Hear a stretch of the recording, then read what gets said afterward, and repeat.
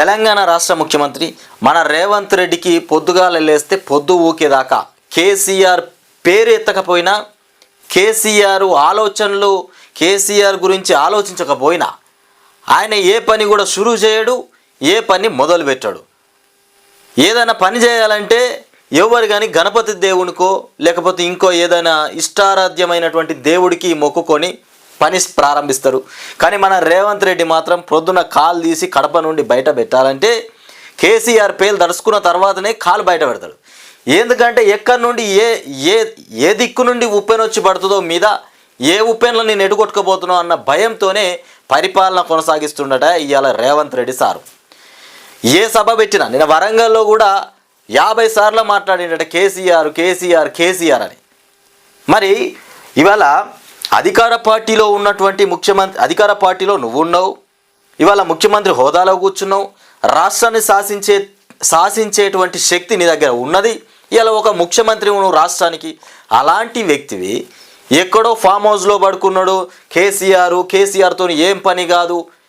రాజకీయాల్లో ఉన్నప్పుడేమో దోచుకుంటారు, అధికారంలో ఉన్నప్పుడు దోచుకుంటారు, అధికారం పోయినాక ఫామ్ హౌస్లో పడుకుంటాడు. ఇట్లాంటి మాటలు మాట్లాడినావు. మరి ఫామ్ హౌస్లో ఉన్న కేసీఆర్ గురించి నీకెందుకయా చెప్పు. నీ పనేదో నువ్వు సక్రమంగా చేసుకో. ఏ సభ పెట్టినావు, ఎక్కడ ప్రజా ఆశీర్వాద సభ పెట్టినావు, ప్రజాపాలన సభ పెట్టినావు, ఆ సభ గురించి మాట్లాడు. అక్కడ ఉన్నటువంటి జిల్లా, ఆ నియోజకవర్గ ప్రజల గురించి మాట్లాడు. ఆ నియోజకవర్గానికి ఏం అభివృద్ధి చేద్దాం, అక్కడి ప్రజల్ని ఎట్లా చూసుకుందాం, ఏ రకంగా కడుపులో పెట్టి కాపాడుకుందాం, గివి మాట్లాడతావా? గతంలో పోయిన కేసీఆర్ ఏం పని చేసిండు, మీకు ఇచ్చిన హామీలు ఎటు పోయినాయి, ఈడ దోపిడీ జరిగింది, ఆడ దోపిడీ జరిగింది, ఇవి మాట్లాడతావా? నువ్వు ఇచ్చిన 6 గ్యారెంటీల గురించి అసలు ప్రస్తావనే లేదు. ఏం మాట్లాడతావు రేవంత్ రెడ్డి నువ్వు?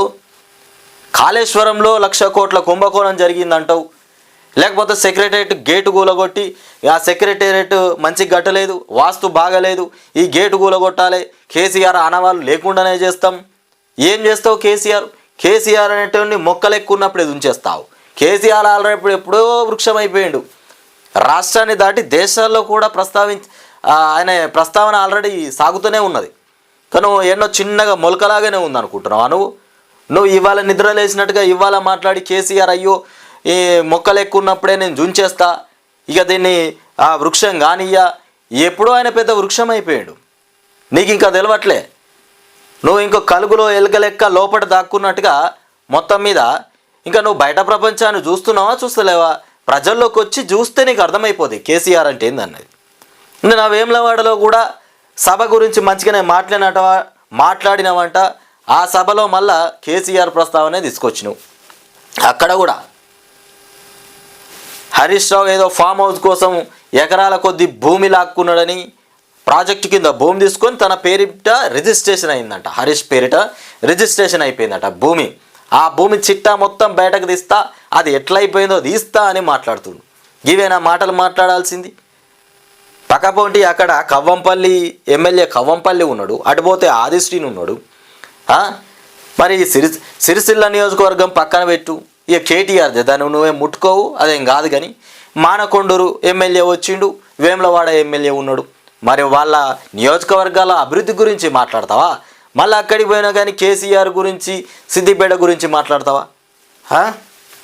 ఇగో కేసీఆర్, రేవంత్కు కేసీఆర్ భయం, అస్సలు భయమే పట్టుకున్నది. మరి భయం పట్టుకుంది కాబట్టే పదే కేసీఆర్ ఏడికి పోయినా కేసీఆర్ ముచ్చట్నే అదే మాట్లాడతాడు. నిద్రలో కూడా ఆయన పేరే తలుచుకుంటుండు. వాస్తవానికి ఇది నిజం. పడుకున్నాక నిద్రలో కూడా నీ అమ్మ కేసీఆర్ ఒక్కడు లేకపోతే తెలంగాణ రాష్ట్రం అంతా నా చేతులకు వచ్చేదిరా, ఎట్లా ఇగో ఇదే ఆలోచన. మరి ప్రజల్ని మభ్యపెట్టి ప్రజల్ని ఆగమాగం చేసి పరిపాలన ఎన్ని రోజులు చేద్దామనుకుంటున్నావు నువ్వు? ఇంకా ప్రశ్నించే గొంతు ఒకటి పక్కన వాడితే నీకు అన్నీ అనుగుణంగా అయిపోతాయని కేసీఆర్ అనేటోడు బయటకు రావద్దు, దమ్ముంటే ఇంకా అసెంబ్లీకి రా, ఆడ చర్చించుకుందాం లెక్కల గురించి అంటావు. ప్రజల్లో మాట్లాడేది మాటలు కావా? ఎక్కడ మైకిస్తే అక్కడ వాగానే పడుతుంది కేసీఆర్ గురించి. ఇంకేం పాడైంది? భయంతోనే బూతులు తిడుతున్నాడు. ఇక సీఎంకు మాటలు ఎక్కువ, చేతలు తక్కువ. వాస్తవం ఇది. రేవంత్ రెడ్డికి మాటలు ఎక్కువ.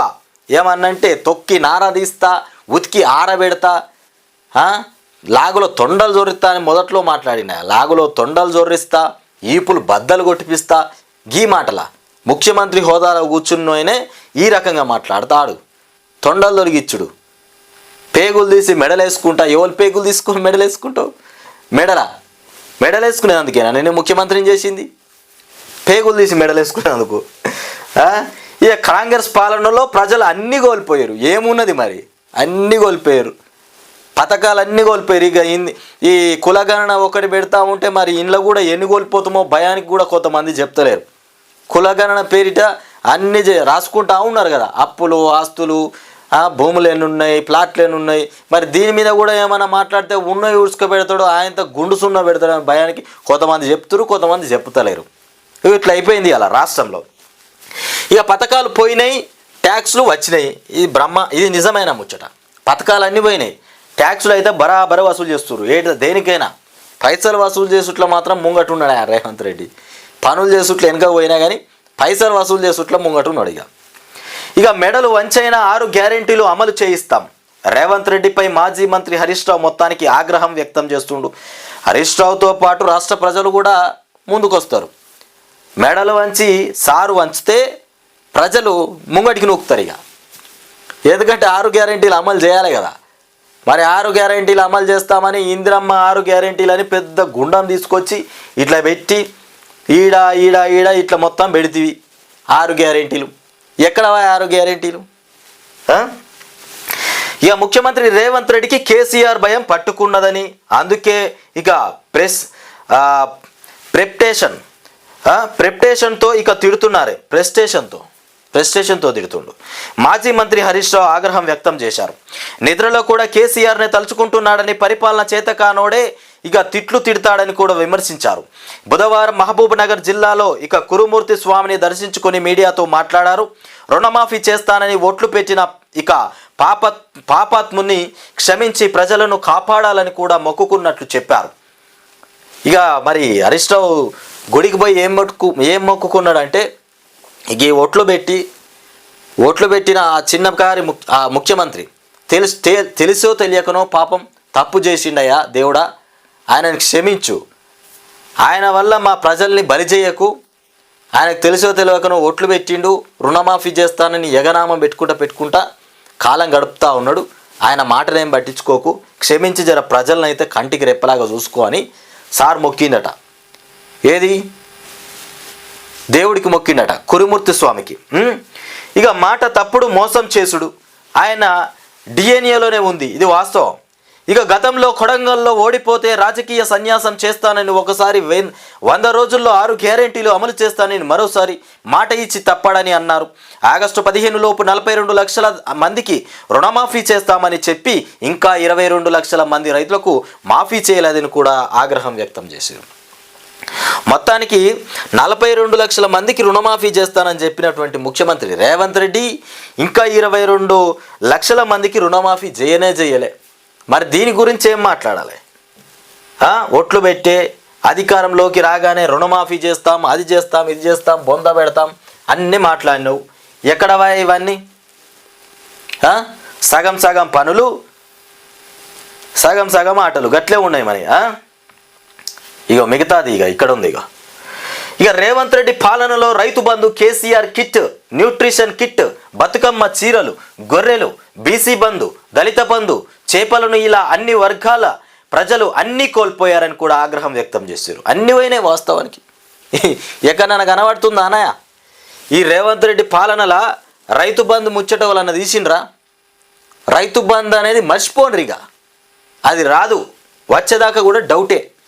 ఇక కేసీఆర్ కిట్టా, పాపం గర్భిణీలు మన ప్రభుత్వ హాస్పిటల్కి పోతే కేసీఆర్ కిట్ ఇస్తారయ్యా అనుకొని చాలామంది హాస్పిటల్కి పోయి అక్కడ ఆపరేషన్లు చేయించుకొని గర్భిణీలంతా అక్కడికి డెలివరీకి పోతే ఇవాళ కేసీఆర్ కిట్కి కూడా కట్టింగ్ పెట్టినవా ముఖ్యమంత్రి రేవంత్ రెడ్డి?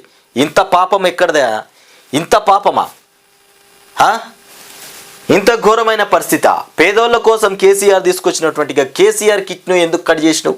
పైసలు లేకపోతే చందాలేసి వసూలు చేయనుంటివి. ప్రజల దగ్గర, పెద్ద వాళ్ళ బడా నాయకుల దగ్గర ఒకసారి చెప్పనుంటివి, మా ప్రభుత్వం దగ్గర డబ్బులు లేవు, మేము కొన్ని పైసలు కేసీఆర్ కిట్ ఆపేయాలనుకుంటున్నాం, మీకు సహాయం చేయబద్ద అయితే డబ్బులు ఇవ్వండి అని అడిగితే తలో ఇన్ని డబ్బులు ఇచ్చేవాళ్ళు కదా. మరి ఎందుకు తీసేసినావు కేసీఆర్ కిట్టు? ఇక న్యూట్రిషన్ కిట్టు అది బందే, బతుకమ్మ చీరలు పాయే, గొర్రెలు వాయే, బీసీ బంధు వాయే, దళిత బంధు పాయే. ఇక చేపలను ఇలా అన్ని వర్గాల ప్రజలు అన్ని కోల్పోయారు.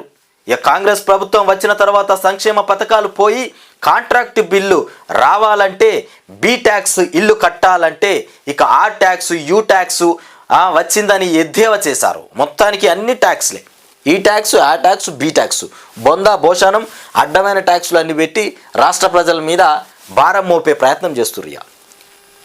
ఇది పరిస్థితి. ఇక ఏమనంటే కేసీఆర్ అంట తాగుబోతుల సంఘానికి అధ్యక్షుడు. మరి ఇవాళ తాగుబోతుల సంఘం అంటే ఇవాళ లిక్కర్స్ మద్యం అమ్మకాలు బంద్ చేసేయి, మరి అమ్మేస్తే తెలుస్తుంది నీకు. తాగుబోతుల సంఘానికి అధ్యక్షుడు కాందెవరు అనేది. ఇక కేసీఆర్ నాయకత్వంలో అన్ని వర్గాల ప్రజలకు సంక్షేమ పథకాలు ఇచ్చినట్లు చెప్పారు. ఈ కరోనా సమయంలోనూ మంత్రుల జీతాలు ఆపి రైతు బంధు ఇచ్చారని కూడా గుర్తు చేశారు. కానీ ఇప్పుడు ఉన్న పథకాలకే రేవంత్ రెడ్డి యగనామం పెడుతున్నారని ఆగ్రహం వ్యక్తం చేశారు. రేవంత్ రెడ్డి